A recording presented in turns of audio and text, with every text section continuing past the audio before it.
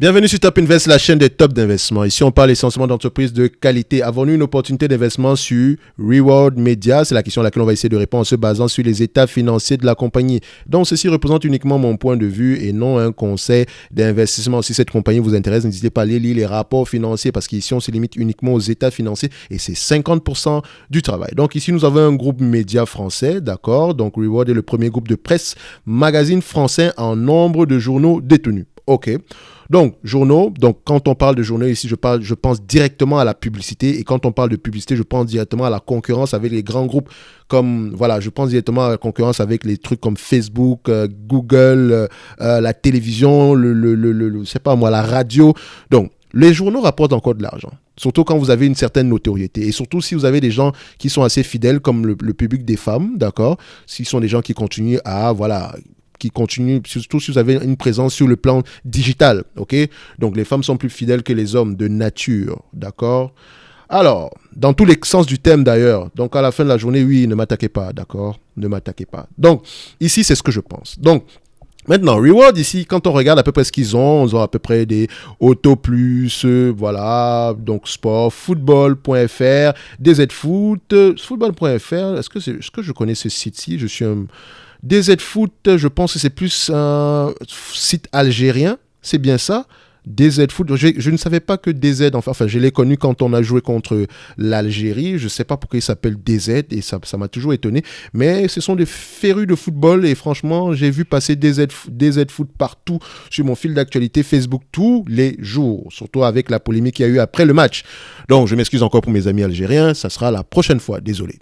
Donc, DZ Foot, vous avez F1i, donc voilà, spécialisé au niveau de la F1 ici. Après, on a encore quoi? Donc, on a pour les femmes, Grazia, Marie-France, Mot des Travaux, Maison, et à peu près, voilà, santé et bien-être, cuisine, science. Oh, ok, d'accord. Donc, après ça, on a ici TV, divertissement, on a le magazine Closer. Télé, Star, voilà, c'est bien, on est à peu près présent partout. Donc j'espère maintenant qu'ils ont une présence également sur je pense qu'ils ont une présence sur le digital, mais également est-ce qu'ils ont une présence au niveau de YouTube, d'Instagram, des choses comme ça. Est-ce qu'ils essaient de revaloriser, de remettre à jour leur contenu, essayer de s'orienter ailleurs. Par exemple, il y a un groupe de médias que j'aime bien, c'est Oh My Goal. Je vous assure que pour ceux qui suivent le football, regardez l'explosion de Oh My Goal.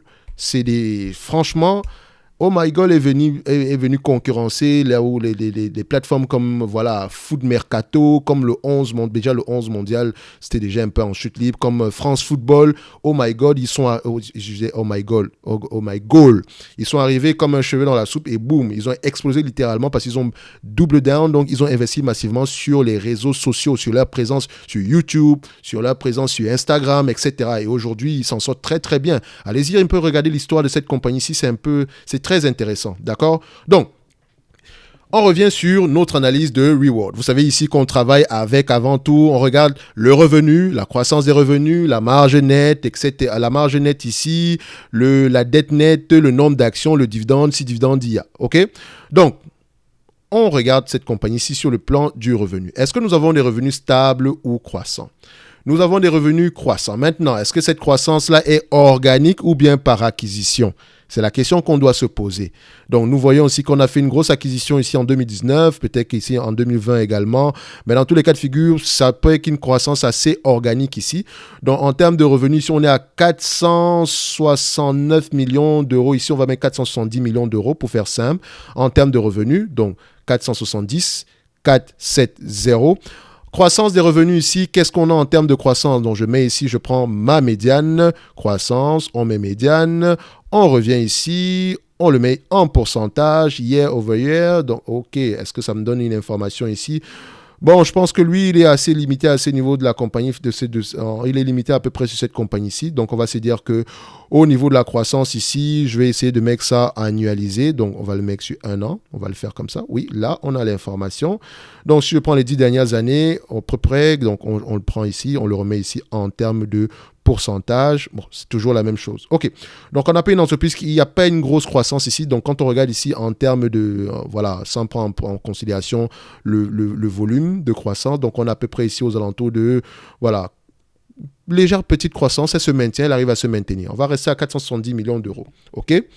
Donc, on continue. Maintenant, on va regarder les marges nettes. Donc, je compare d'abord mes net income avec mes free cash flow, avec une préférence pour les net income pour les compagnies européennes, je vous l'ai dit. D'accord? Justement parce qu'avec cette affaire de loyer, etc., j'ai pas envie de me retrouver dans une situation assez compliquée. Donc, on constate que les net income ont tendance à être plus élevés que les free cash flow ici. Donc, on prend les net income. Déjà, il faut savoir pourquoi. Donc, on prend les net income ici. On constate que à partir de 2017 qu'ils ont commencé à être rentables. D'accord?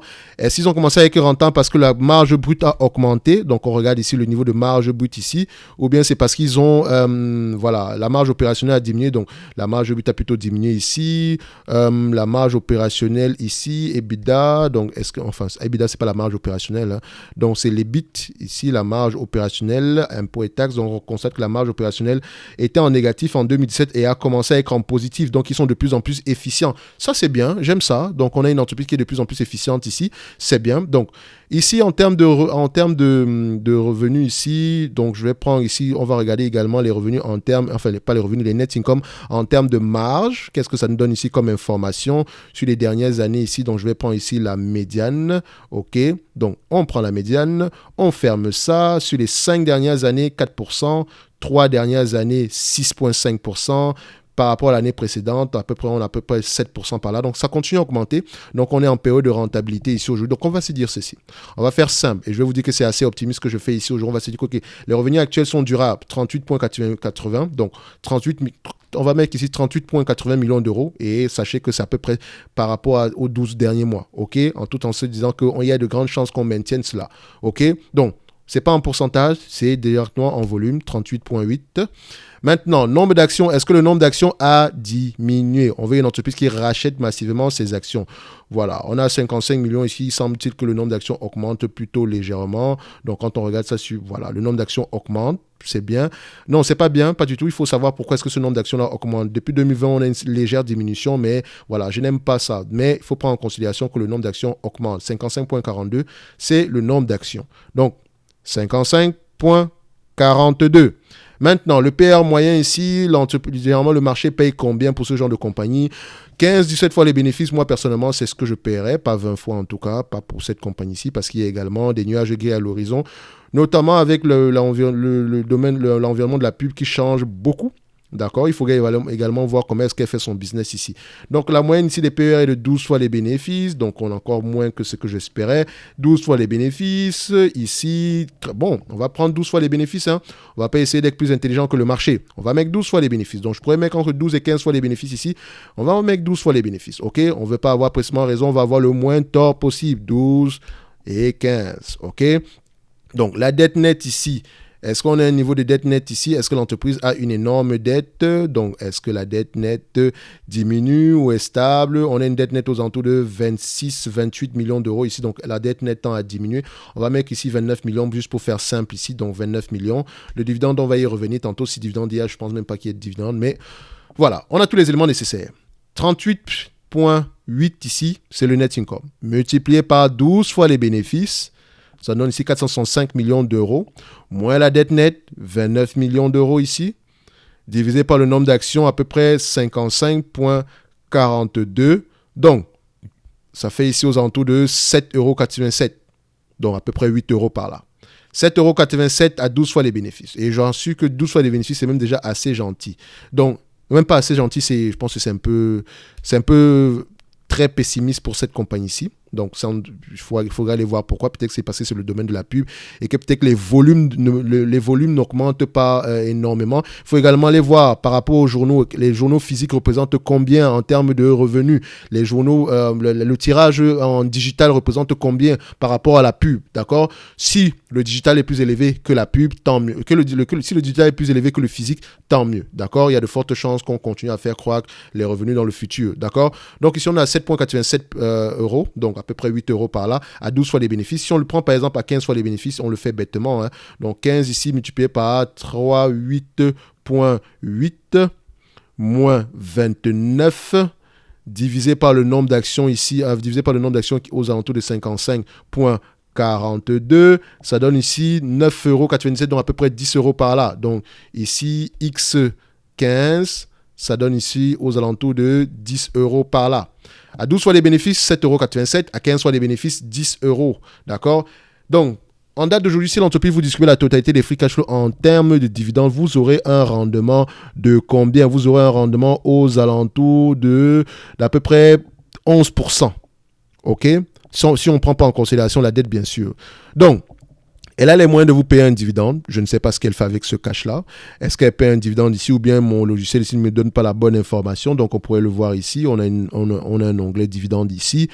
Est-ce qu'on a l'information par rapport au dividende? Non, sorry, something went wrong. Donc, peut-être qu'on n'a pas l'information par rapport au dividende ici. Je ne dis pas qu'elle ne paye pas de dividende. Donc, ici, parce que je n'ai pas envie de changer de plateforme en fait. Je pense que le dividende, généralement, c'est l'information. Pas que ce n'est pas une information importante, mais tout le monde peut avoir accès à cette information-là. D'accord? Donc ici, mon problème ici est de savoir est-ce qu'elle a les moyens de payer un dividende? Et oui, si elle avait les moyens de payer un dividende, on aurait eu un maximum de 11% ici. Et tant que le dividende est inférieur à 11% ici, non, je pense qu'on pourrait avoir la capacité de verser un dividende. Donc, est-ce que c'est le cas en date d'aujourd'hui? Je ne sais pas. Donc, on peut mettre ici sur les 12 derniers mois.